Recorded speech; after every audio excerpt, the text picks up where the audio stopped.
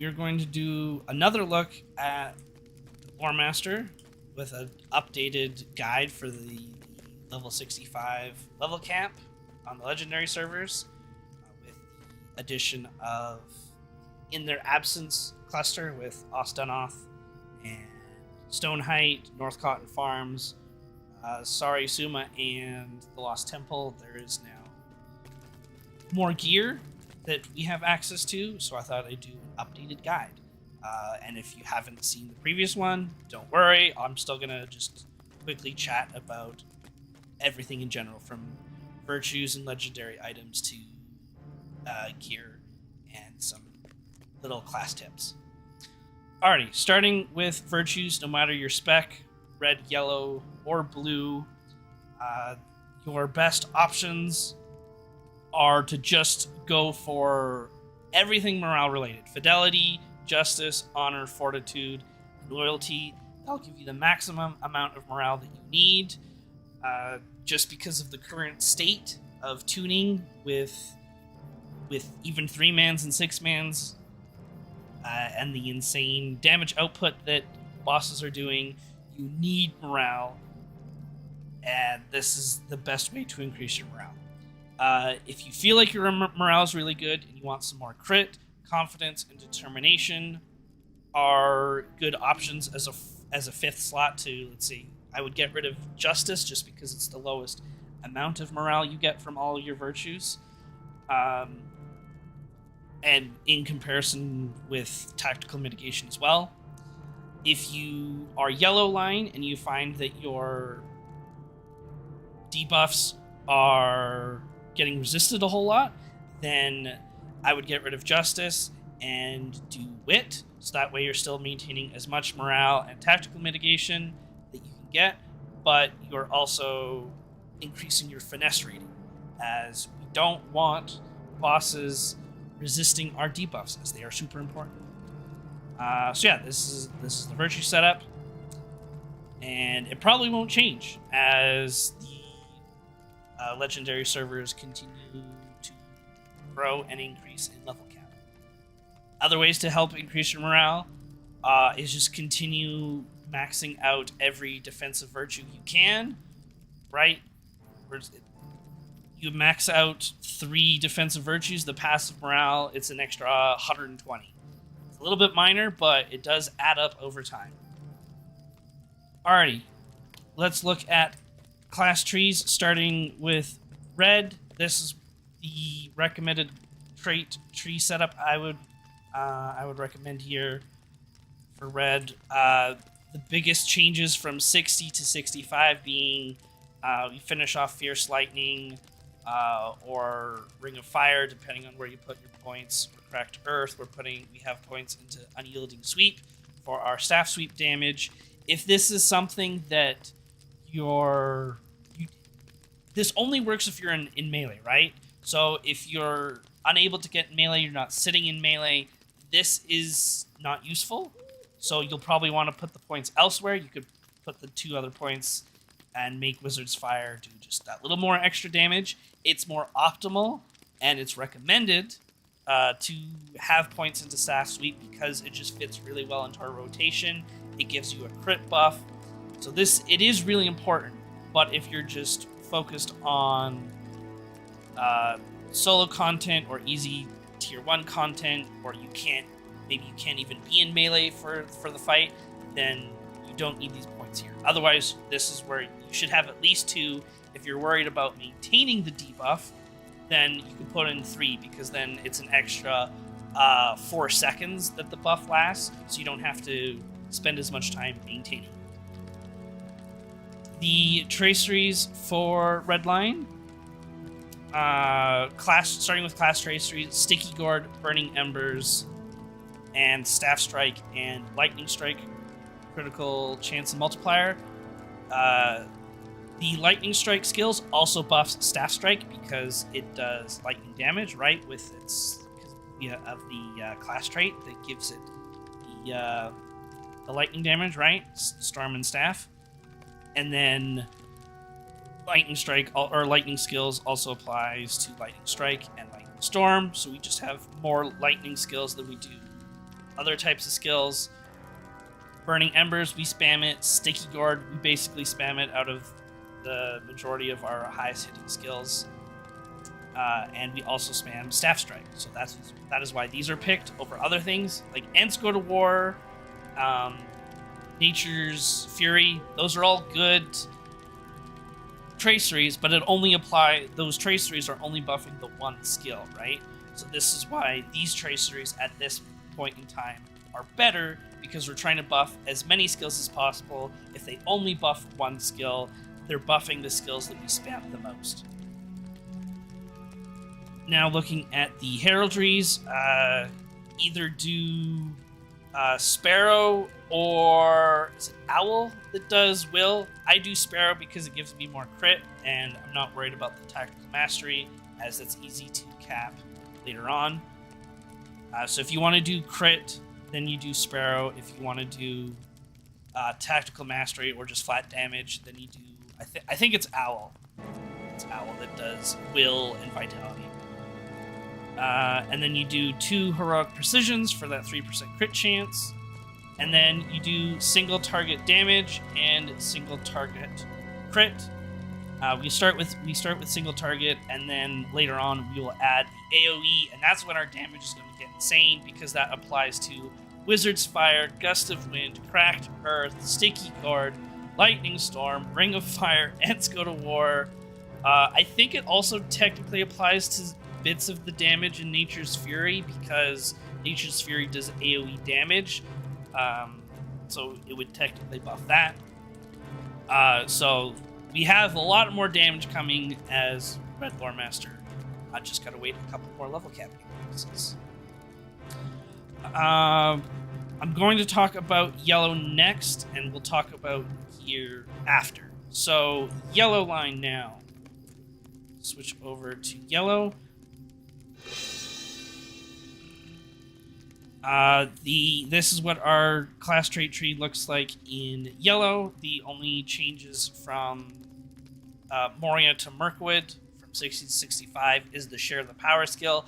I just put 5 points into here just because with the BG or the Mirkwood raid, especially with the Lieutenant, the final boss, there's a lot of power consumption and power drains that happen, and even on some fights, certain classes, champions, hunters, mariners, to name a few, run out of power more quickly than other classes, so it's nice to just give power to these classes so they can keep going damage.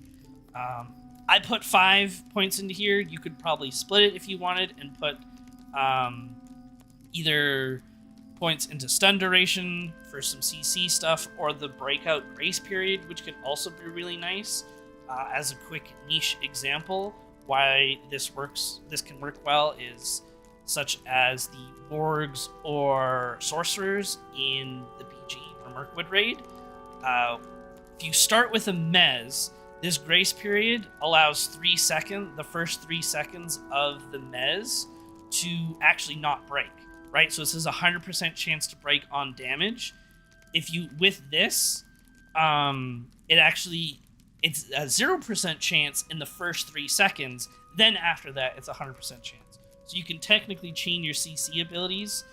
You mez the Sorcerer first, then go in with Test of Will, and then have someone do an FM or Conjunction. And by that point, the Sorcerer or Warg is stunned the entire time, and the raid should be able to clean it up quite quickly. Very niche scenario, but it does have its uses. Now, Traceries for Yellow line.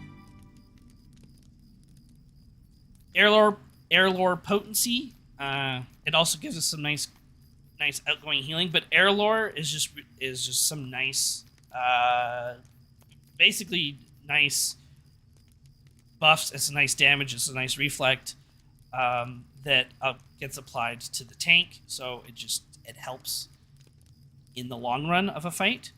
Ancient Craft, of course, is just what this does here. Whoops, wrong one. Right, so it gives us some finesse rating, which is definitely important. But the Ancient Craft duration, the extra 5 seconds, this is really nice, because basically what this means is that so Ancient Craft has a 1-minute cooldown, but now what will happen is it can now last 40 seconds. So for 40 seconds, we can have Ancient Craft up every minute. So basically, it's just 20 seconds of downtime. So that just helps with the raid damage overall. And then, whoops. And then we also do have Fire and Frost debuff, which of course gives us finesse, but also the Fire and Frost Lord debuff potency, right? The outgoing damage is... This is how, at this level cap, we're able to survive certain scenarios like SG, raid scenarios. It's not helpful in some of the 3-mans right now, or it feels like it's not doing anything. But without this debuff, especially in the 6-mans, everyone would be dying. So you have to maximize that debuff potency. And then Beacon of Hope healing. This just helps our outgoing healing. It helps our, and then it just overall helps our healing magnitude as just being an off healer, which is good in these scenarios, especially the 6-mans. You can technically almost kind of be, if the 3-mans weren't so overtuned, a yellow lore master could actually be a replacement for a healer in some scenarios, as long as the tank is extremely geared, is capable of kiting, or has a lot of self-sustain, like a captain, for example.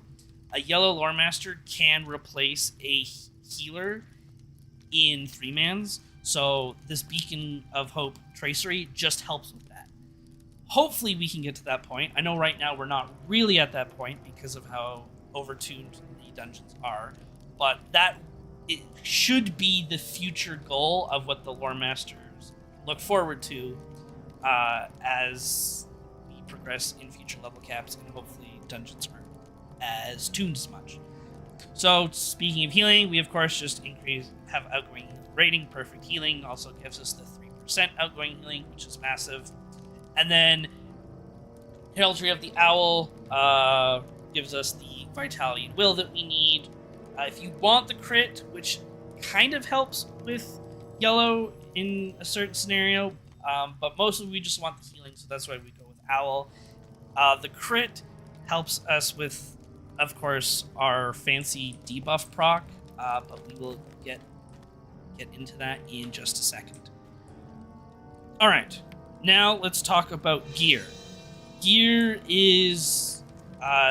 will be the same for the most part between all 3 specs, including yellow.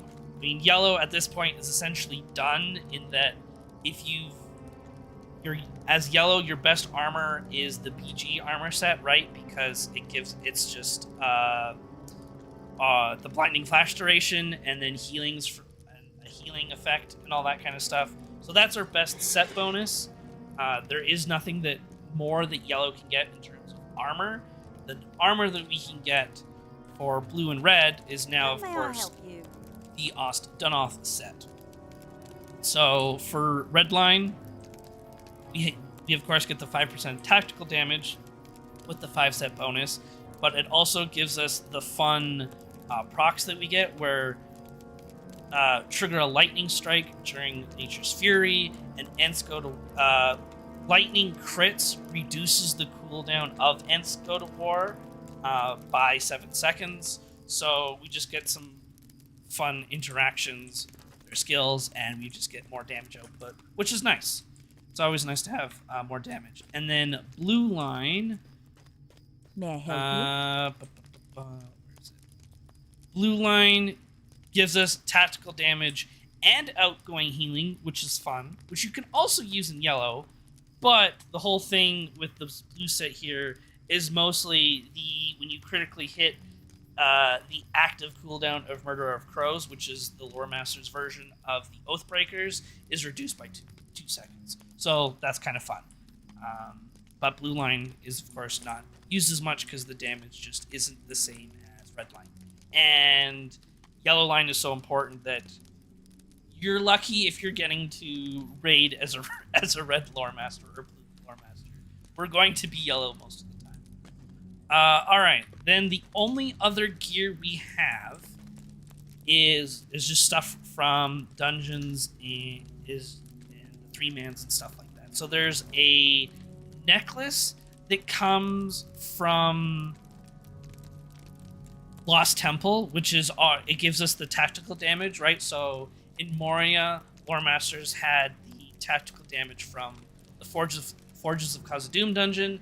This time it's the Lost Temple, and that's where we get our tactical damage necklace. Bracelet of the Tower is a great bracelet for all 3 specs. This comes from the raid. I still have the Bracelet of the Moon, but the other good bracelet drops from Stoneheight. That gives us a lot of vitality and will, and I think some tactical mastery as well. It's really good. There's the earring that comes from dungeon, like the dungeon, right? The 6-man Mirkwood dungeon. The glass flask that comes from SG is a great pocket item.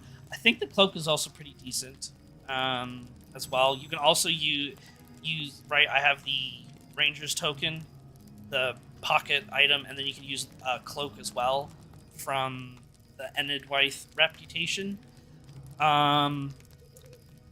Then the best rings, the best of the best rings are, of course, there's the one ring that comes from PG, the Mirkwood raid, and I still have the ring that comes from the Watcher as well. These are just really good, won't be replaced. Well, they're not replaced right now, but they will be replaced at the next level cap because these have a max. This one has a max level of 65, but the next one has a max level of 74, so they will have to be replaced in Isengard. Otherwise, your other good stuff is truly just crafted gear. The crafted gear is basically the best of the best. Other random pieces that you can go for if you wanted to upgrade your crafted pieces. Let me just pull up my little spreadsheet here. There is a ring that also drops from SG that is purely just mitigations and vitality and morale. So more of a yellow line thing, but if you really need the morale as red line, that is an option. Dungeons we talked about drops the earring, Ernail, which again is mostly a defensive thing, but there isn't really any other better options. A whole lot. Nothing from sword halls. Or nothing noteworthy from sword halls. This earring here. Forgot about this one. This one drops from the raid as well, the Mirkwood raid, which is really good. The Narmir.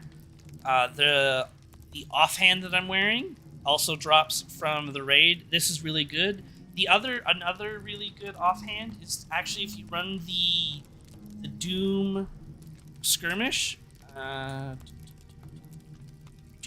Doom of Karis Gelabrin. This has a chance to drop a tactical offhand, and it's really good. It's really good at all levels. Then there is, if you don't like if you can't get the Stoneheight bracelet, there's also another bracelet that comes from the Mirkwood raid. So there's the bracelet of the tower, and then there's also the gem studded bracelet, which is more damage focused and less defensive and morale focused. But your other options, there's a different. Where is it?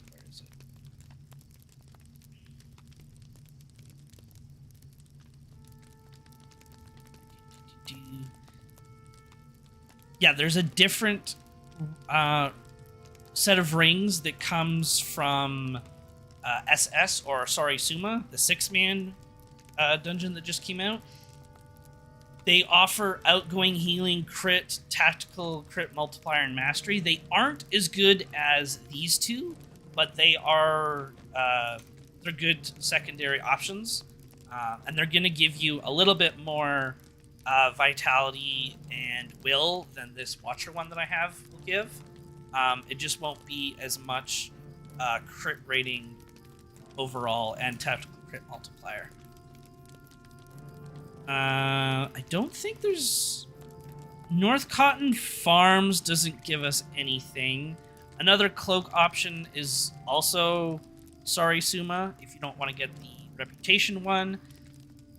And then Stone Height, yeah, it drops the Padlock Bracelet, which gives us crit, vitality, and an insane amount of will, which is really good. And then it also drops an earring that's more damage focused. So if you didn't like the dungeons one, Ernil, which is very defensive focused, right, with it only being focused on vitality, mitigations, and morale, you could get the earring, the black onyx earring that drops from Stone Height. That's more offensive focused and has more crit rating. And it's a good alternative as well if you can't do raid and get the Narmir earring. And I believe that concludes all the other gear. Alrighty. Let's go through the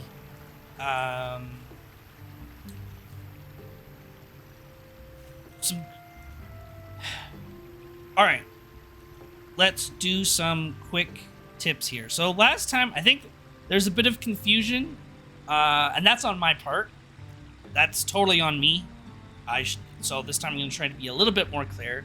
Confusion relied around where I mentioned that we should be using Lightning Strike before Nature's Fury, and what I meant by that was that it should be on cooldown before we use Nature's Fury, so that it's up again to just help with our DPS. Overall damage output, Lightning Strike should be on cooldown before we use Nature's Fury. Where the confusion lied is that, of course, using a Lightning skill before a Frost skill slows enemies when we don't want that. We want to use a Fire skill before a Frost skill to get the crit debuff on the enemy. So that's what I was referring to. I know that caused some confusion, so my apologies for that. So that's why I'm going to take this a little bit slower and explain that a little bit more carefully. So I'm going to assume that you have Staff Sweep traded, as it's the more optimal thing to have. But if you don't have it, these next tips can still help you. It's just you need to ignore the Staff Sweep part of it. So, because we want to use a Frost skill after every time we use a Fire skill, what I like doing first, burning Embers into Wizard's Fire, into Staff Sweep, get that Frost debuff on the target, then use Lightning Strike, then start Nature's Fury, and go into the Empowered Frost and Empowered Fire. The main tip here that I wanted to give is that we can use Empowered Frost 3 times before Nature's Fury ends. It's a really tight window, and it helps if you use some animation canceling techniques with Light of the Rising Dawn. You don't need it, it just helps. So now I'm just going to demonstrate that a little bit. And I'll do it slowly just so you can kind of see it in action. So Burning Embers, Wizard's Fire. Right, now we Frost skill, and we have the Brittle Frost, right? The incoming critical debuff. Now we Lightning Strike. Do a Sticky Gourd. Get that on cooldown. Now do Empowered Frost, Empowered Fire. Do a skill here. Do another Lightning Strike. Animation cancel the second one. Oh, and there we go, and I still got it off. So you saw that the, what happened there is that the Empowered Fire came off of cooldown at the same time as the Wizard's Frost. The Empowered Frost. But because I animation canceled, the cooldown came up faster, but it also gave me a larger window to pull it off. So that gave me the chance to, after resetting Burning Embers, I could then empower Fire into Empower Frost and still get it off before the duration of Nature's Fury ended.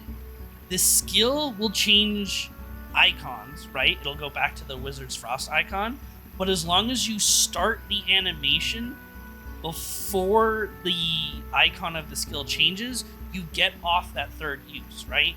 You do that like weird throw magic into the ground kind of animation, and that's what we're trying to get off. And then of course after this point, you know, if you haven't used links yet, or you use links, you're getting off your staff strike flanks, and you start the Lightning Storm, Ring of Fire, Cracked Earth, and Scope War, resetting it.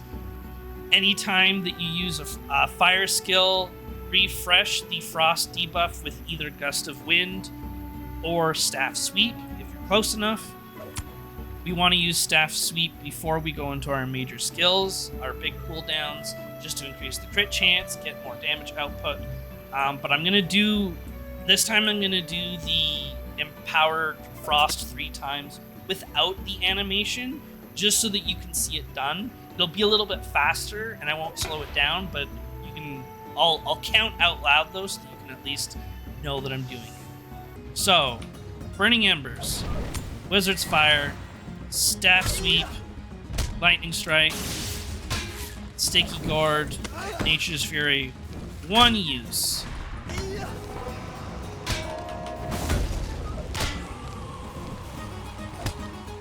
Two uses.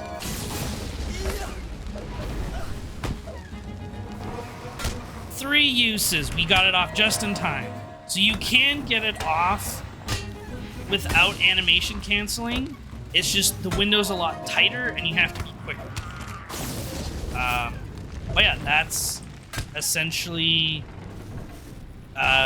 all there is to it, right? The biggest tip just being getting those 3 uses out of Empowered Frost, and always making sure that you're using a fire skill before you use a frost skill. Just get that Brittle Frost critical chance skill happening. Let's talk about yellow quickly. The biggest tips for yellow, aside from the obvious maintaining of all our debuffs, always make sure Fire and Frost Lore is on, always make sure Wind Lore is on, always make sure you use Ancient Craft on cooldown, Sticky Tar on cooldown, Knowledge of the Lore Master on cooldown, Air Lore on cooldown, right? Maintaining all of our buffs and debuffs as much as we can. But the biggest thing is the Ancient Master extra effects, right? So I think it's every 8 skills, you get like a proc of the Ancient Master, which turns these sets of skills and gives them an additional effect, right? So Burning Embers AoE applies an AoE mitigation debuff. Beacon of Hope is stronger. Water Lore is AoE. Wizard's Fire more damage. Wizard Spark stuns. All kinds of stuff. But the 2 most important ones are the Wind Lore and Gust of Wind. These 2 abilities are most important during Ancient Master and the procs that we get, right? Because the Gust of Wind gets the crit debuff, right, where the enemy has a higher chance to, like they take increased crit damage, basically. So what we want to do with the random procs that we get is use it on Windlore and Gust of Wind, and you should be able to maintain those two because the debuffs last so long quite comfortably. When in a multi-target scenario, focus on Windlore on 2 targets rather than Windlore and Gust of Wind on 1 target. As level caps increase and we kind of get more and more crit over time, you might be able to maintain the basically these 2 debuffs on 2 or more targets. But the priority is those 2 on 1 target or Windlore on 2 targets. And then, of course, we just use Ancient Master when, we need to...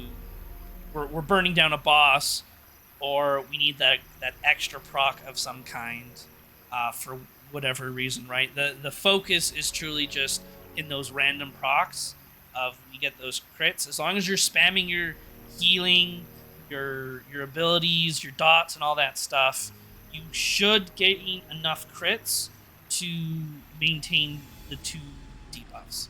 Also keep in mind that Power of Knowledge, because it's a channeled skill and it does multiple ticks of damage, each tick of Power of Knowledge does apply to the 8 crits to buff a skill. So use Power of Knowledge as much as you can in Yellow Line. Always prioritize debuffs, but if there's some downtime, make sure Power of Knowledge is on cooldown because it will help with your crits. Test of Will is a nice just bit of burst damage, so you can use that during Oathbreaker's windows, or you yourself have put down Sticky Tar and Ancient Craft, so now use Test of Will. It's just a nice bit of burst damage that we can use on bosses because we can't stun a boss. So long as there's nothing to CC during that fight, go ahead and use it.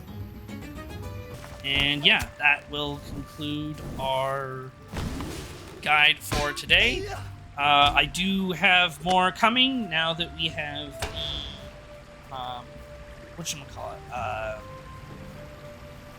we have the new dungeon cluster that's out, so I can now finish the rest of the class guides. I do want to do the dungeon guides still, but because we have retuning that's happening to the dungeons, I'm just going to put those off until those are done, because I don't want a repeat of putting out a guide and then they're retuning it or buffing it and completely changing how bosses work, and then I have to redo it all in the end. So I'm just going to wait until the retuning happens. Hopefully it'll make things a little bit easier and more enjoyable for players, and then I can do a guide and break down and get to the nitty-gritty of things. But that probably won't be for another week or 2, depending on when they do. But yeah, thank you for watching. Hope you enjoyed. Hope I cleared some of the confusion up with skill usage. If you like this, leave a comment, subscribe. It really means a lot. The growth of the channel has been great over the last few months, and I really do appreciate it. If there's a question that you have, even if it's not about Lore Master, right? In this guide we talked about Lore Master, but if there's a question about LOTRO in general, about another class, go ahead and leave a comment. I will always answer the comments. So it doesn't matter what the comment is. If you feel like it doesn't fit with this guide, go ahead and ask it anyways, and I will get to it. So don't be afraid of it. But yeah, thanks for watching, and I will see you in the next video. Bye-bye.